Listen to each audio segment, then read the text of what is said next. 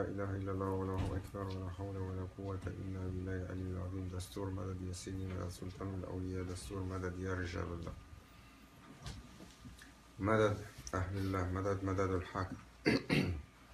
أطيعوا الله أطيعوا الرسول وأولي الأمر منكم.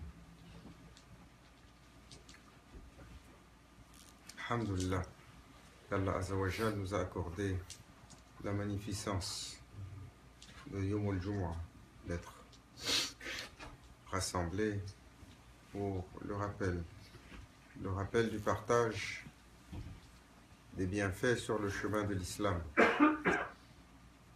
sur le chemin de lumière, sur le chemin révélé au prophète sallallahu alayhi wa sallam, pour accomplir chez les humains la caractéristique ultime, la caractéristique, on vous dire, du serviteur. Le serviteur qui a acquis la noblesse de caractère, qui s'est affranchi de tout ce qui l'empêche de servir son Seigneur. Et nous demandons que nous soit accordée l'odeur de la servitude. Et non pas d'être dans la réalité des esclaves. Maulana Cheikh Allah Azawajal, Maulana Cheikh Nazim, élève son secret. Toujours, il notait cette différence subtile entre le serviteur et l'esclave. Le serviteur honoré, l'esclave qui est enchaîné parce qu'il est tyrannique, il est oppresseur.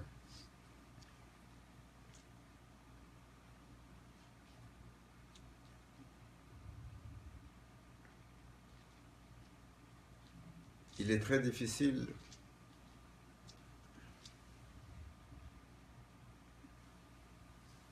pour nous de comprendre que tout est une mesure de notre rapport avec Allah Azza wa Jal.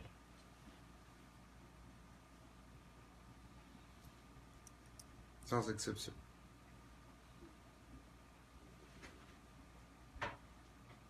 Et que chaque instant est avec lui.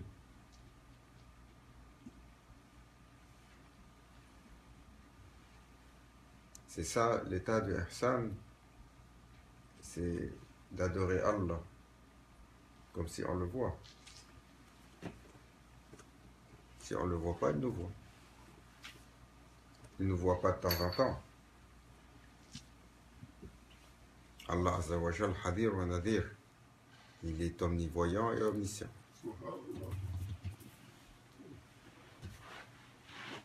Et cela n'a pas de limite d'aucune chose, ni du nombre des créatures créées, ni de la pensée de chacune d'entre elles, ni du mouvement de chacune d'entre elles. Et donc l'humain, toujours, il est attiré par toutes sortes de choses, excepté ce pourquoi il a été créé. Allah Azza wa Jal nous le rappelle lorsqu'il dit wa ma khalaqtul insa wal jinn illa ya'budun. J'ai pas créé les djinns et les humains excepté pour m'adorer.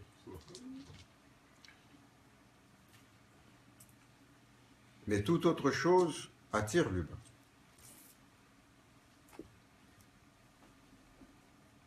Et il y a une nécessité à cela. Il y a une nécessité que l'humain soit attiré par toute autre chose. Sinon Allah Azza wa Jal ne l'aurait pas permise.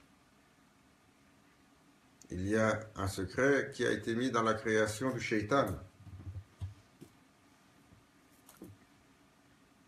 Sinon Allah Azza wa Jal ne l'aurait pas permis. Toujours dans d'autres traditions, on met le shaitan en défi à Allah Azza wa Jal comme si c'était deux forces presque égales. Ça est Hacha. une créature aussi abjecte. Le dernier des walis, s'il a l'autorisation, il peut le serrer.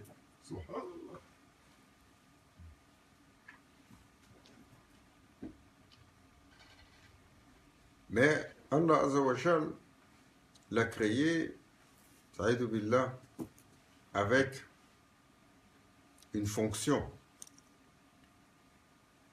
qui est relative à l'humain. Il en a fait de l'humain son ennemi le plus terrible. Et Grand Cheikh disait, Grand Cheikh Abdullah Faiz Dagestani, Allah élève son secret.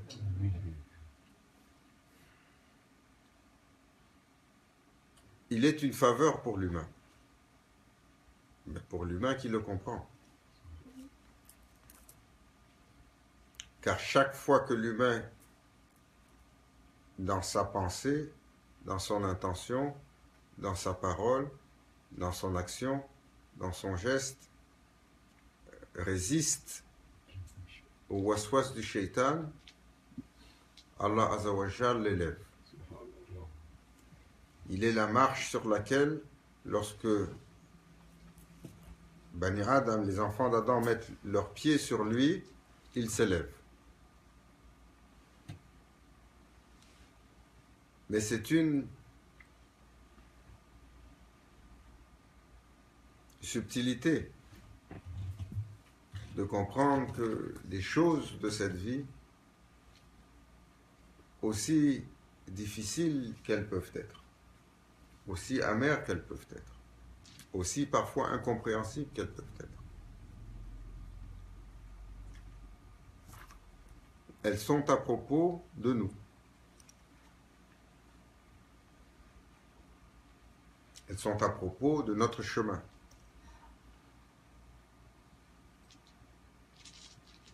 Il y avait une conversation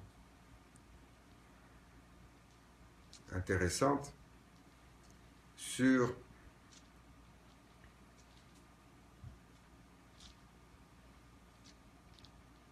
notre incapacité à nous blâmer nous-mêmes et notre facilité à blâmer l'autre.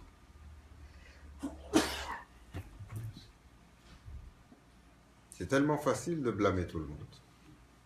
C'est tellement facile de blâmer le système, de blâmer les leaders, de blâmer les responsables. C'est tellement facile. Aujourd'hui, on a la course à la gouvernance américaine. C'est facile de blâmer M. Trump.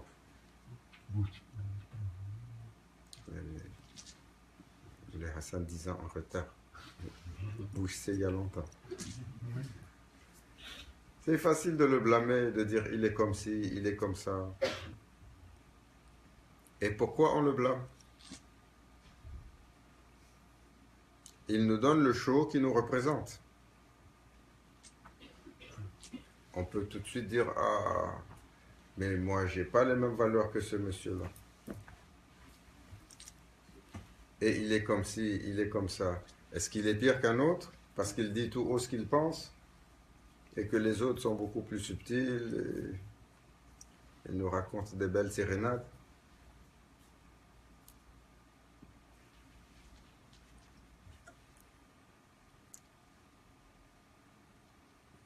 Allah Azzawajal rappelle à l'humain qu'il n'est pas là pour juger le pharaon.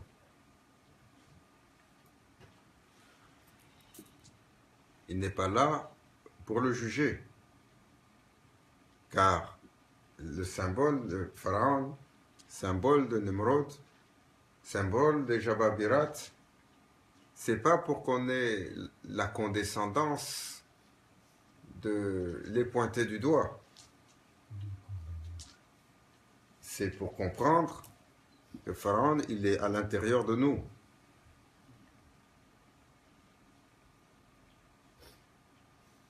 Est-ce qu'il n'y a pas à l'intérieur de nous quelqu'un qui dit « Je suis Allah » El-Nafs. jusqu'à ce qu'on lui torde le cou, il prétend qu'il est Allah.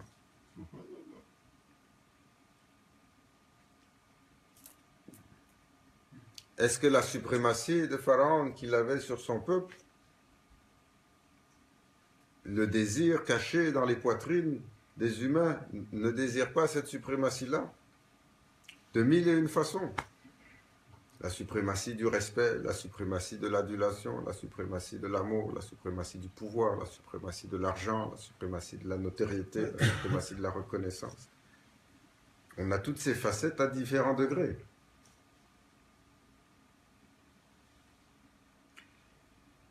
Et donc l'autre est à propos de deux choses.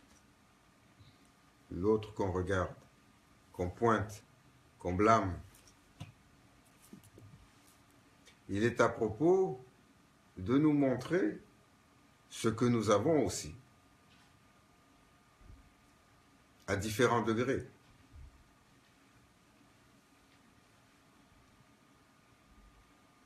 On va dire, il est baveux, hein, un terme ici. Et nous, on n'est pas baveux, à différents degrés. Il est prétentieux. Qui peut se lever et dire qu'il n'a pas de prétention? Il est arrogant.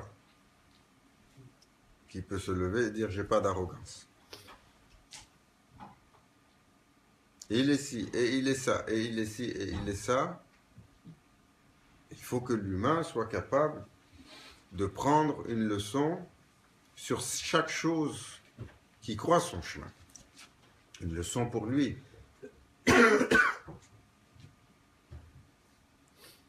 Cheikh Abdel Haq, qui nous a visité la fin de semaine passée, il a rappelé quelque chose d'intéressant. Faïda farakta fansa wa ila rabbika farghab. Surat Sharah, son dernier passage dit, et lorsque tu es relâché de tes obligations, de tes contraintes, alors aspire à ton Seigneur.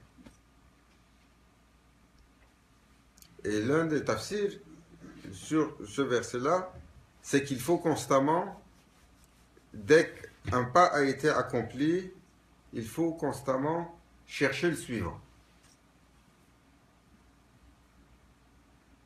Et il y a donc de ceux qui marchent sur cette terre en permanence, ils cherchent la rencontre qui les rapproche de leur Seigneur. Ils cherchent le ibadah qui suit celui qu'ils viennent d'accomplir. L'adoration qui suit celle que l'on a accomplie. Ils cherchent en permanence toujours la satisfaction de leur Seigneur, en toutes choses. Ils cherchent en tout temps la manifestation du visage de leur Seigneur, en toutes choses. Et comme la rencontre d'Allah Azzawajal n'est pas dépourvue, elle a une condition primordiale chez l'humain. Il faut qu'il se connaisse soi-même. Celui qui se connaît, il connaît son Seigneur. Et c'est quoi se connaître si c'est pas connaître et tenir et dominer et défaire le nafs, sa propre monture. Donc toujours, il est dans la recherche de ce qui va augmenter son savoir, sa connaissance, la connaissance d'Allah Azzawajal, mais surtout ce qui va lui apprendre à propos de lui-même, qui va augmenter sa maîtrise de lui, qui va augmenter son emprise sur son propre nafs.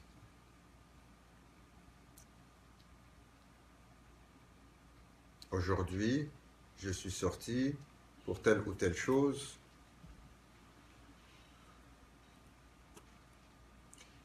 Qu'est-ce que cela m'enseigne à propos de mon chemin chez Allah? Aujourd'hui, j'ai rencontré tel ou tel. j'étais avec un ami. Voici ce qu'il y a eu. Quelle est la valeur de ça par rapport à mon cheminement chez Allah Azza wa Jal. Aujourd'hui, j'étais trempé dans la controverse avec mon conjoint, avec mon collègue, avec mon frère, avec ma voisine. Qu'est-ce que j'ai appris à propos de moi? Qu'est-ce que j'ai découvert à propos de moi?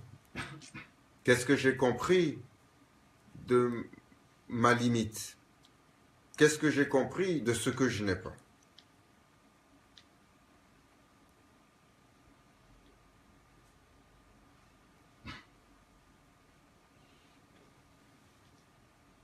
Cette permanence de la recherche fait la différence chez Allah Azza wa Jal entre celui qui est sincère, celui qui est dédié, celui qui est véritable dans sa quête et les prétentieux. Qu'est-ce qui nous intéresse vraiment dans la vie? Il faut avoir l'honnêteté, chacun, de se poser cette question. Qu'est-ce que je veux dans cette vie? Et si je veux tirer mon épingle du jeu dans la dunya, c'est une chose. Si je veux m'assurer d'être dans les limites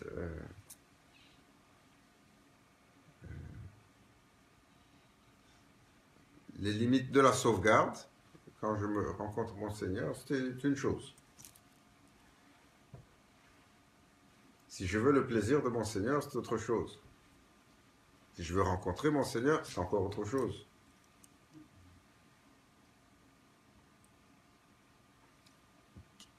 Quel est mon désir profond? Quel est le but pour cette vie?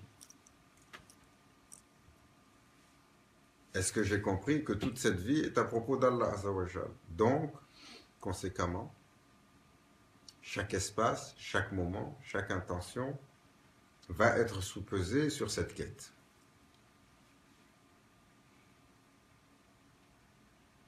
Si je cherche Allah Azza wa Jal, alors les épines sur le chemin n'ont plus du tout la même signification. Si je cherche dunya et sa reconnaissance et ses avantages, nécessairement je vais me plaindre tous les jours de ma vie.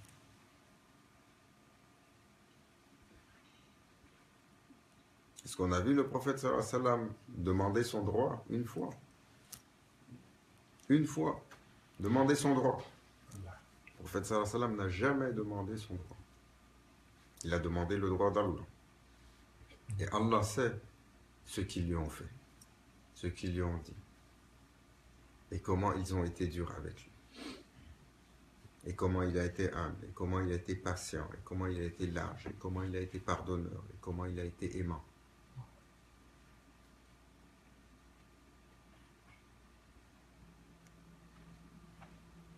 Cette question de la conscience est si difficile aujourd'hui pour la Ummah, parce que nous ne répondons pas aux questions fondamentales. Qu'est-ce que je veux? Quelle est mon intention fondamentale? Si je veux Allah Azza wa Jal, comme Ibrahim Adham, comme le vieillard lui a dit quand il était en train d'avoir son plaisir et de bénéficier largement de cette vie, le vieillard est venu lui rappeler: Ya Ibrahim, moi j'ai 1000 fois plus de chances de trouver mon chameau sur le dôme de ton palais que toi de trouver ton Seigneur en le cherchant comme cela.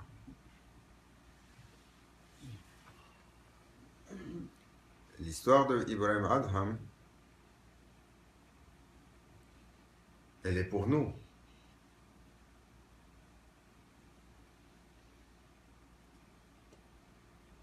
Et cela l'a l'a renversé. Et le lendemain, la biche a fini le travail. Quand il s'apprêtait, après la partie de chasse, à tirer sur la biche,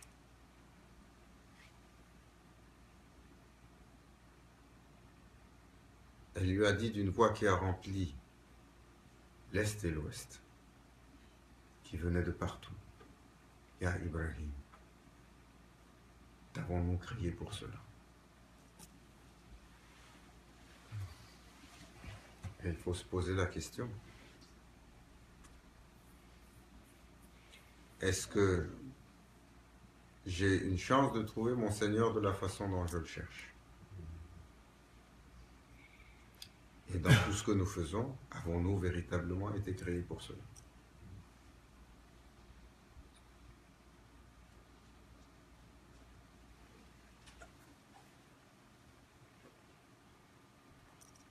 Qu'Allah nous élève dans cette conscience, qu'il nous élargisse la poitrine de sa présence,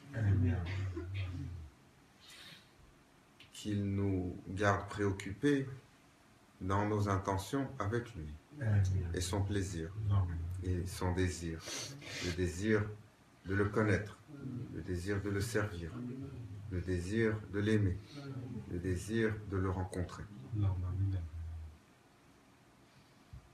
Allah Azza wa Jal nous protège de l'illusion,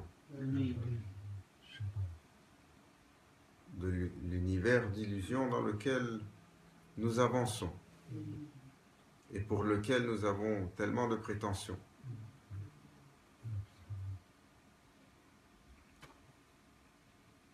Le chemin de la rencontre d'Allah Azza wa Jal est le plus difficile. Parce qu'il demande une sincérité absolue. Il demande d'être dédié complètement. Il demande de ne pas avoir de fausseté. Et on fait un petit peu d'effort. Et quelque temps après, arrive la moindre chose avec notre frère, on est incapable de le pardonner, de le remercier, d'être patient. Au moindre tournant, la colère nous emporte, on dit tellement de choses, on fait tellement de choses.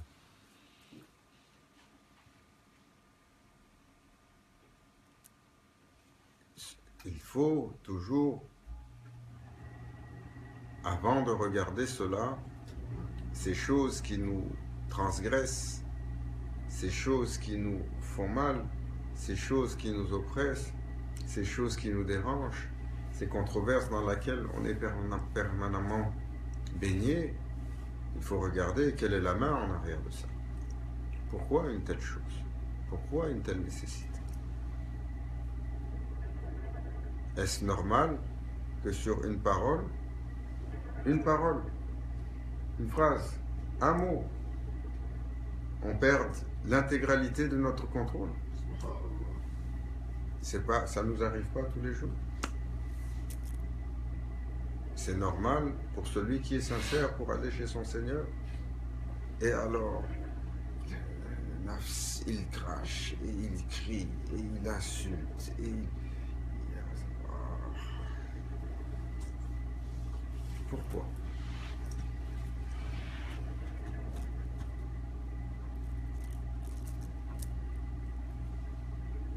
Et nous pensons qu'avec ça, on va ouvrir la porte pour une telle créature chez Allah Azza wa Jal. Nous pensons qu'avec ça, nous sommes éligibles à la première question dans le Kabr. Nafs. Allah Azza wa Jal a juré à propos de l'ego. Nafs. Il ne goûtera pas le paradis s'il a même un zahra de kibr, même un atome. Quel espoir!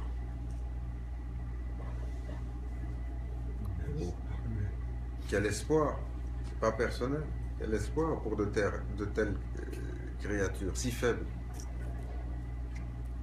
Ça, c'est un exemple. Un mot nous fait perdre toute la raison et nous met dans la plus grande des colères. Et tout le reste. Et donc, il faut chercher à se mettre dans cette disposition. Il faut se rappeler. Il faut se mettre au défi. Il faut être capable de se tirer la barbe. Ya Fulan, aïe, quelle honte que tu fasses cela. Tu as été créé pour ça.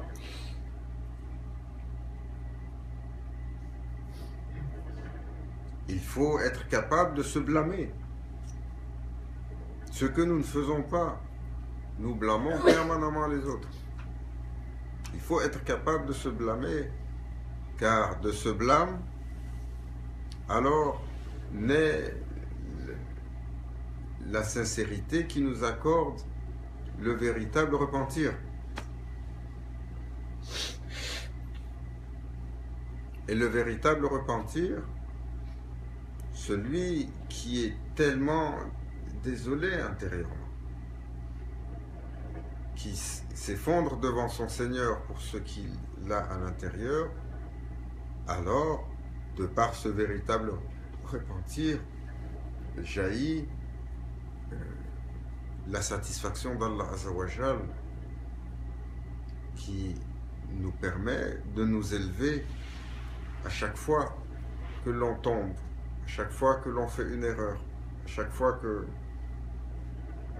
la monture, le nafs, il est capable toujours de nous faire tomber. Il faut avoir la capacité d'accepter le blâme. Pas simplement se blâmer soi-même, il faut accepter le blâme des autres.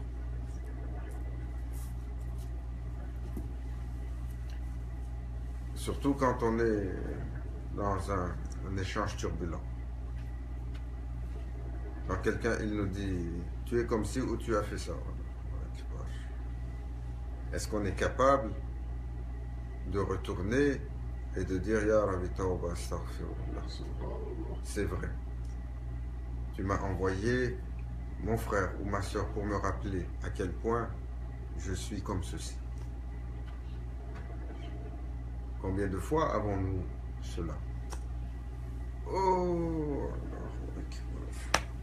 et il a dit ci, et il a fait ça, et tu sais pas ce qui m'est arrivé, et on s'en plaint 40 jours. Il faut prendre au sérieux chaque moment, chaque voix. Les gens, ces moments sont importants et la persévérance, la constance, mais surtout la persévérance est importante. Toujours chez les chercheurs, ils cherchent à voir Sayyidina Khidr alayhi salam. Il y a toutes sortes de techniques pour essayer de voir Sayyidina Khidr alayhi salam, qui est toujours vivant, qui marche encore sur terre. Il y en a qui vous diront il faut faire telle récitation. Il y en a qui vous diront il faut faire tel munajat. Il y en a qui vous diront il faut, et ainsi de suite. Parce qu'il a les clés que Allah Azzawajal lui a données pour beaucoup de choses. Et il était un persévérant. Toujours il cherchait Sayyidina Khidr alayhi salam. Et il invoquait, et il allait à droite, et il allait à gauche. Parce que son intention profonde était sincère. Il savait que Sayyidina Khidr alayhi salam, il avait toutes les clés. Et il voyait tellement des mesures autour de lui d'injustice et surtout de pauvreté. Il disait, si on peut ouvrir les portes de khair et de l'abondance, il n'y aura pas autant de misère. Et un jour, alors qu'il cherchait, un homme qui lui a dit, Sayyidina Khidr, il a un signe si tu le vois, juste avec, s'il pointe son doigt sur quelque chose, il dit Bismillahirrahmanirrahim, il peut faire tomber les minarets. Et quand il disait ça, la terre a commencé à trembler. Oh, là, ça a été la panique. L'autre, il est parti en courant, un tremblement de terre. Quand il est revenu à lui, les choses sont tombées. L'homme qui lui avait dit ça avait disparu. Quelques années passèrent, toujours il cherchait encore, et l'homme est venu le voir encore. Et à Foulan, tu as trouvé, il y a longtemps que je ne t'ai pas vu, tu cherches toujours Sidna Khidr. Il dit, voilà, je cherche, j'ai désespérément, j'ai questionné, j'ai parcouru les terres et je ne le trouve pas. Il dit, je vais te donner une autre astuce. Khidr alayhi salam, il n'a pas l'ombre comme les autres.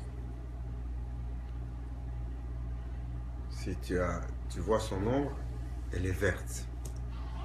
Et là, l'homme, il avait fini de parler, il regarde en bas, il voit que celui qui est son ombre, elle n'est pas noire comme les autres, elle est verte. Là, il l'attrape, il dit, c'est toi? Il dit, oui, je suis venu te voir tellement de fois, mais tu étais occupé. Il dit, qu'est-ce que je peux faire pour toi? Parce que tu es tellement sincère dans ta quête, tu as tellement insisté, là je suis sous ordre de venir te voir, qu'est-ce que je peux faire pour toi? Il dit, j'ai le désir, je sais que tu as les clés d'ouvrir pour ces gens qui sont dans le besoin. Et c'est Khidr alayhi salam, il a dit, Ahsan, je vais t'ouvrir, mais à une condition. Il a pris son turban, il a dit, d'abord mets mon turban. Il l'a enlevé, il l'a mis sur sa tête. Et là, Fulan, il regarde et il ne voit plus la même chose. Il voit le marché avec les gens qui courent dans tous les sens. Lui, il a une tête de mouton, lui, il a une tête d'ours, lui, il a une tête de serpent, lui, il a une tête de chacal, lui, il a une tête de lion. Lui, il voit comme des animaux qui parlent. Et il enlève le turban et dit, mais qu'est-ce que c'est que ça? Et il dit, ça, c'est leur vraie nature. C'est leur vraie nature. Ils ont des caractéristiques animales. Parmi ces gens qui t'entourent, peu ont accompli leur véritable humanité. Il y en a un, il est glouton comme le glouton. L'autre, il est manipulateur et calculateur comme la hyène. L'autre, il est sournois comme le serpent. L'autre, il est entêté comme le mouton. L'autre, il est paresseux comme le paresseux. L'autre, c'est facile de regarder ces animaux-là, de voir toutes leurs caractéristiques. Et Allah Azza wa Jal nous invite à voir ces signes dans l'horizon. En toute chose, ces signes ne sont pas simplement à propos de la grandeur d'Allah Azza wa Jal. Pour connaître Allah Azza wa Jal, il faut se connaître. Donc il faut également chercher les signes qui nous permettent de nous connaître.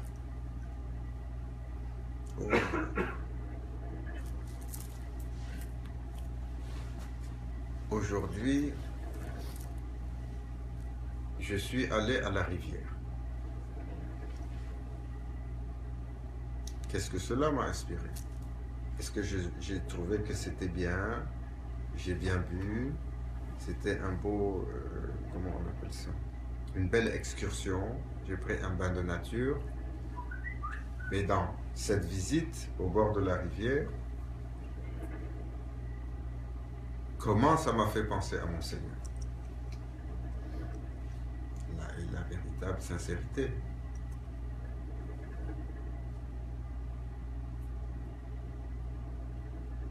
J'étais perplexe.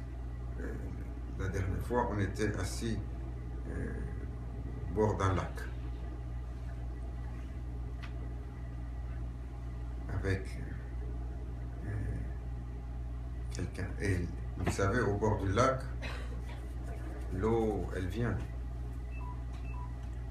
Les vaguelettes viennent. Et les vaguelettes créent l'écume. Et Il regardait ça et dit Subhanallah.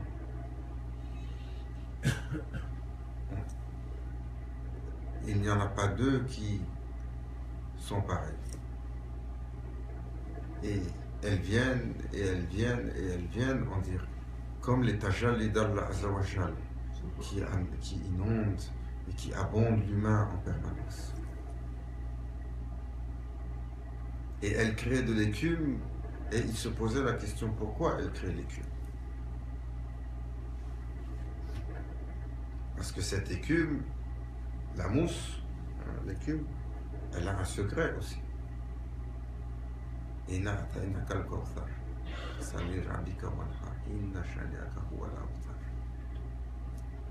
Le verset à propos de Kawthar, cette fameuse rivière du paradis dont on décrit la profondeur, elle est comme 70 000 années célestes pour y descendre. On décrit sa fraîcheur, on décrit sa beauté, sa blancheur, la blancheur de son écume. Pourquoi cette rivière qui vient du paradis, pourquoi elle a cette écume? Et lorsqu'on est venu, on marche sur le bord de la rivière, est-ce qu'on pense à Kawthar? Est-ce qu'on pense à Allah Azzawajal juste en regardant les vagues?